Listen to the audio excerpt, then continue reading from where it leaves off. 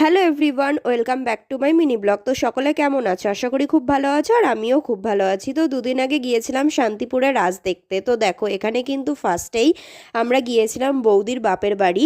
তো সেখানে কিন্তু প্রথমে একটা নারায়ণ ঠাকুর দেখে নিয়ে এখানে দেখো আমরা প্যান্ডেলে প্যান্ডেলে ঘুরে ঘুরে ঠাকুর দেখছি। তো এই প্যান্ডেলটা কিন্তু অনেকটাই সুন্দর হয়েছিল। এটা করেছিল গুজরাটের অক্ষরধাম। তো অনেকটাই কিন্তু সুন্দর হয়েছিল প্যান্ডেলের ডেকোরেশন প্লাস হচ্ছে ঠাকুর, সমস্ত কিছুই কিন্তু সুন্দর হয়েছিল। আর তারপরেই কিন্তু এই প্যান্ডেলটা দেখে নেওয়ার পরে আমরা চলে গেছি আর একটা প্যান্ডেলও। আর তারপরে দেখো চাঁদটা কত সুন্দর লাগছে, তাই না? আর এটা ছিল একটা সন্দেশের ঠাকুর। আর তারপরে কিন্তু পুরো উল দিয়ে এই ঠাকুরটা তৈরি করেছে, কত সুন্দর হয়েছে, তাই না বলো?